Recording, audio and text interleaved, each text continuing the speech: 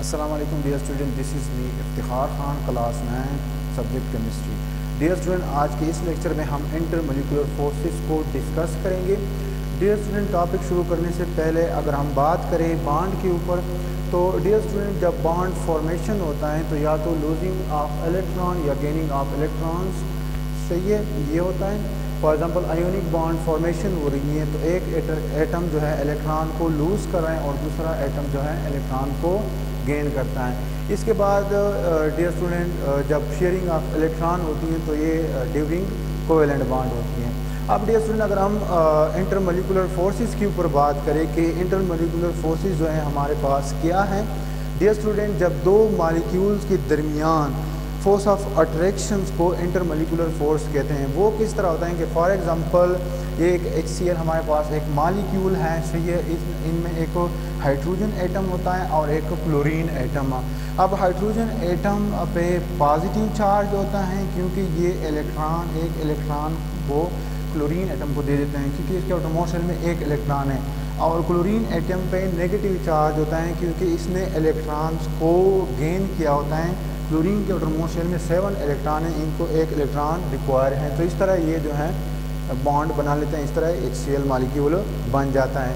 अब दूसरा भी HCl मॉलिक्यूल भी बिल्कुल एग्जैक्ट इसी तरह आता है। तो डियर स्टूडेंट, अब ये तो बॉन्ड फॉर्मेशन हो गई, लेकिन एक क्लोरीन एटम है और एक ये भी एक फॉर एग्जांपल ये HCl मॉलिक्यूल है और ये भी HCl मॉलिक्यूल है। इसके दरमियान जो फोर्स ऑफ अट्रैक्शन है जो बहुत वीक है बॉन्ड के मुकाबले में, सही है, इसको इंटरमोलिकुलर फोर्स कहते हैं।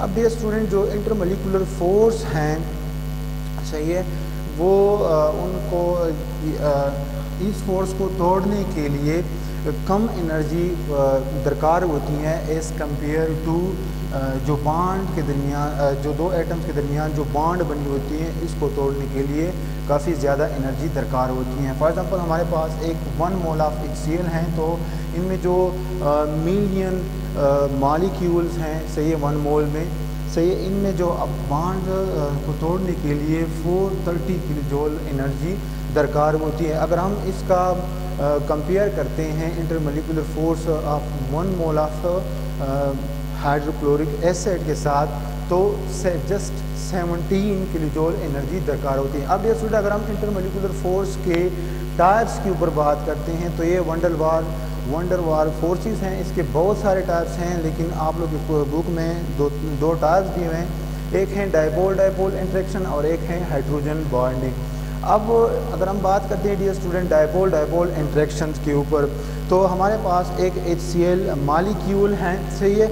HCl मॉलिक्यूल में एक हाइड्रोजन एटम है, इसकी जो इलेक्ट्रोनेगेटिविटी है वो 2.2 है, और जो HCl मॉलिक्यूल में जो क्लोरीन एटम है इसकी जो इलेक्ट्रोनेगेटिविटी है वो 3.2 है।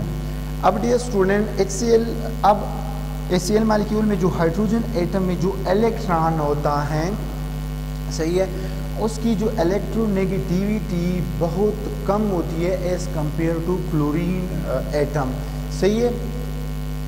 हाइड्रोजन एटम की इलेक्ट्रोनेगेटिविटी यहाँ पे 2.2 और क्लोरीन की 3.2 है।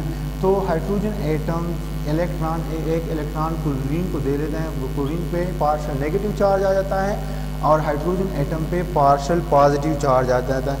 और इसी तरह ये दूसरा मॉलिक्यूल भी इस तरह हाइड्रोजन पे पार्शियल पॉजिटिव चार्ज आता है और क्लोरीन पे नेगेटिव चार्ज। अब इसके दरमियान जो फॉर एग्जांपल एक क्लोरीन पे नेगेटिव चार्ज आया हुआ है और दूसरे मॉलिक्यूल के हाइड्रोजन पे पॉजिटिव चार्ज हैं, इसके दरमियान जो फोर्स हैं इसको डायपोल इंटरेक्शन कहते हैं।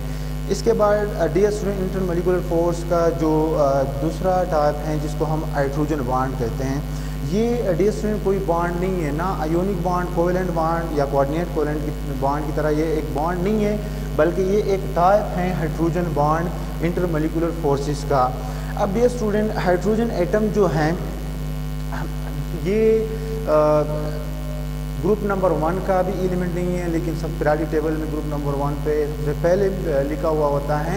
और इसके आउटर मोस्ट शेल में एक इलेक्ट्रॉन होता है। और हाइड्रोजन की ये खासियत है कि ये उन एटम के साथ बॉन्ड बनाता है जो स्मॉल हो, जिसकी इलेक्ट्रोनेगेटिविटी ज़्यादा हो और उसके ऊपर लोन पेयर ऑफ इलेक्ट्रॉन हो। अब डियर स्टूडेंट, जैसे कि ऑक्सीजन है, ऑक्सीजन एक स्मॉल एटम, इसकी इलेक्ट्रोनेगेटिविटी बहुत ज़्यादा है और इसके ऊपर लोन पेयर ऑफ इलेक्ट्रॉन भी हैं।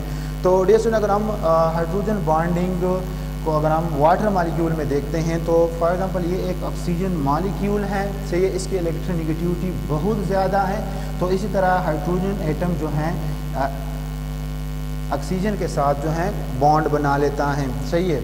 अब हाइड्रोजन बॉन्ड जितनी भी मालिक्यूल्स में जो हाइड्रोजन एटम्स में जो बॉन्ड बनाई हुई हैं, सही है, इसको हाइड्रोजन बॉन्डिंग कहते हैं। तो यहाँ पे वाटर मालिक्यूल में भी हाइड्रोजन ने बॉन्ड बनाई हुई है, सही है, ये हाइड्रोजन बॉन्डिंग है। और इसके दरमियान जो है, अब जैसे वाटर में बहुत सारे मालिक्यूल होते हैं और इसके दरमियान जो फोर्सेस हैं, सही है, तो इसको हाइड्रोजन बॉन्ड कहते हैं और ये एक इंटरमोलिकुलर फोर्स है, सही है। तो आज के लिए इतना ही काफ़ी है। अल्लाह हाफिज़।